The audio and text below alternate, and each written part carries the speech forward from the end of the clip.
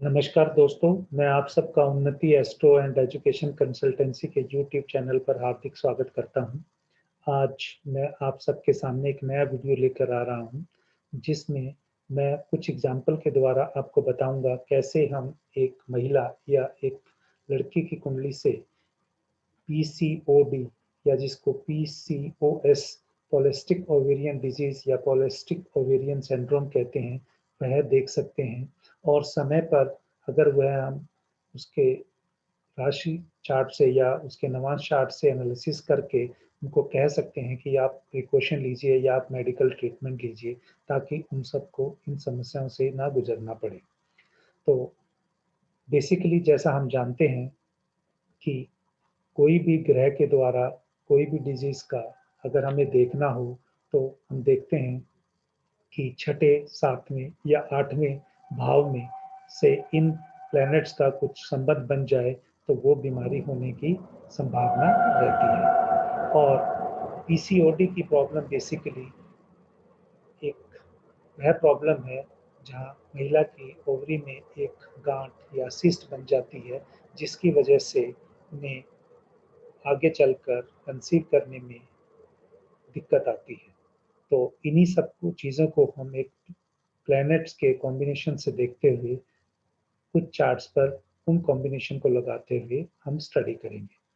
तो सबसे पहले हम जैसा जानते हैं कि मंगल को ब्लड का कारक माना गया है, और यहाँ पर हम मंगल को ब्लड का कारक इसलिए ले रहे हैं क्योंकि जो मंगल है यहाँ पर वह यू यूट्रीन टिश्यू को ब्रेक करने से जो ब्लड फ्लो होता है उसको रिप्रेजेंट करता है। यानी ब्रेकेज ऑफ यूट्रीन टिश्यू को अगर हमें स्टडी करना है तो वह हम मंगल से करेंगे। परंतु actual flow and duration of blood is to be controlled by moon. यानी एक्चुअल जो ब्लड का फ्लो है या कितनी ड्यूरेशन पे होगा, वह हम चंद्रमा से देखते हैं। और चंद्रमा को ही हमें बच्चे के जन्म के समय या हम देखते हैं, जिससे हम कहते हैं कि चंद्रमा is responsible for the birth और डिलीवरी ऑफ द चाइल्ड।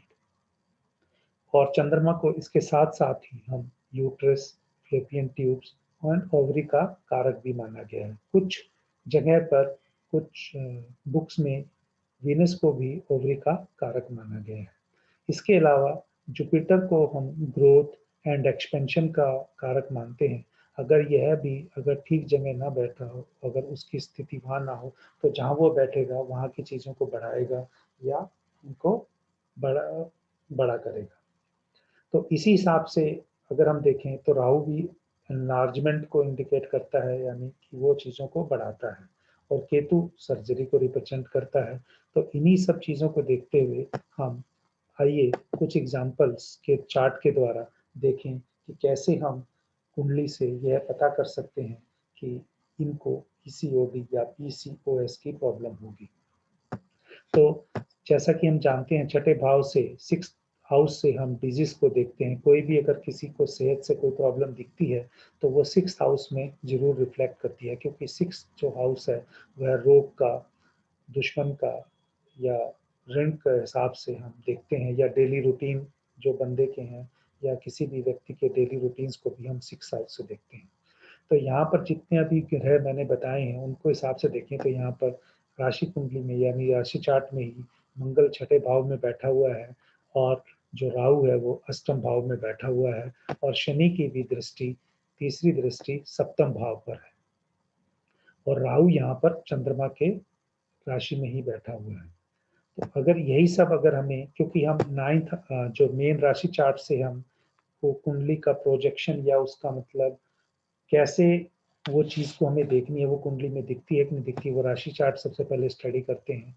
अगर उसका जो रिजल्ट है या जो एक्चुअल उसका इम्प्लीमेंटेशन कैसे हो रहा है, तो वह हम D9 यानी नवांश चार्ट से भी देखते हैं। तो अगर ये चीज़ हमें इसके राशि चार्ट में दिख रही है तो ये साथ में हमें नवांश चार्ट में भी दिखनी चाहिए। तो इसी को अगर हम देखेंगे तो अष्टम भाव पर यहाँ पर राहु की फिफ्थ दृष्टि यानी पंचम दृष्टि पड़ रही है। और इसी हिसाब से अगर देखेंगे तो केतु की भी जो नवी नाइन्थ एक्सपेक्ट है वह सिक्स हाउस पे पड़ रही है। तो यानी छठवां और आठवां दोनों भाव पे इसको प्रॉब्लम होने की वजह से ये दिखता है। और सप्तम भाव में यहाँ शनि भी बैठे हुए हैं और शुक्र जो है वो सप्तम भाव को लगन से देख रहे हैं।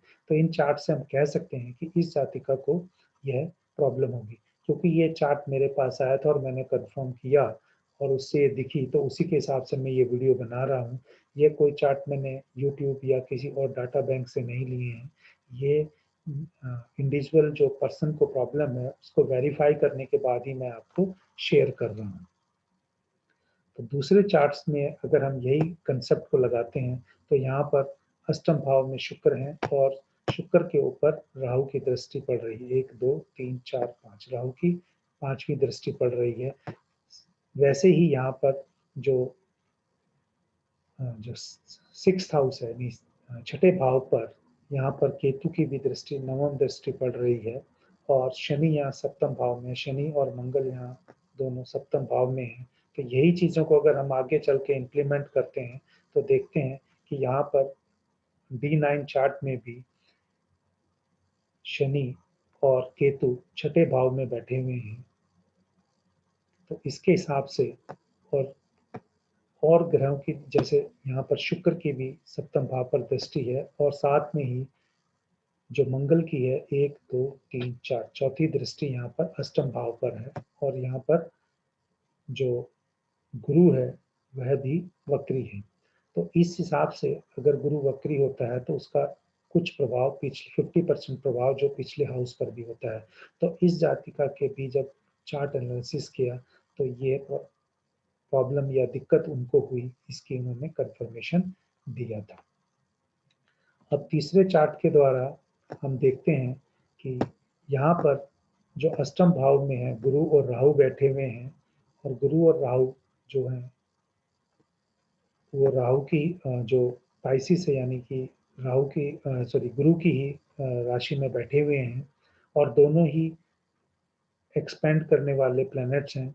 और साथ में ही जो शनि की जो दृष्टि है, शनि की दृष्टि यहाँ पर तीसरी दृष्टि छठे भाव पर पड़ रही है और केतु की भी 1 2 3 4 5 फिफ्थ जो एस्पेक्ट है वह छठे भाव पर पड़ रहा है। तो इसी हिसाब से अगर हम देखें यहाँ पर 1 2 3 4 मंगल की भी यहाँ 1 2 3 4 इस जातिका ने अपना ट्रीटमेंट कराया और इसको एक छोटी सर्जरी भी करानी पड़ी थी। तो ये इसके राशि चार्ट से दिखता है। अगर यही सब चीज़ें अगर हम यहाँ पर इसके D9 चार्ट से देखें तो D9 चार्ट में ही यहाँ पर शनि और मंगल छठे भाव में बैठे हुए हैं और अष्टम भाव में भी शुक्र की राशि है और शुक्र सेकंड हाउस से 8th हाउस को देख भी रहा है। तो ये एग्जाम्पल्स के द्वारा, 3 एग्जाम्पल्स के द्वारा मैंने आपको यह बताने की कोशिश की कैसे हम चार्ट के द्वारा, अगर हमें पहले से ही अगर किसी का चार्ट मिलता है तो हम उन्हें बता सकते हैं, उन्हें एडवाइस कर सकते हैं कि वो टाइमली अपना प्रिकॉशन लेके अपना ट्रीटमेंट करा सकें। क्योंकि हार्मोनल जो इश्यूज़ हैं आजकल ग्रोइंग एज में और आजकल के जिस तरह का हमारा खान-पान है या जिस तरह की हमारी लाइफ़स्टाइल है, वह बहुत आगे चल के प्रॉब्लम क्रिएट करते हैं। तो आपको दोस्तों ये मेरा वीडियो पसंद आया तो इसको लाइक कीजिए, मेरे यूट्यूब चैनल को सब्सक्राइब कीजिए और आप चाहें तो ये वीडियो आगे भी अपने फ्रेंडशिप सर्कल में सर्कुलेट कर सकते हैं। आप अंत में आप सबका धन्यवाद करते हुए अपनी वाणी को मैं विराम देता हूँ। धन्यवाद।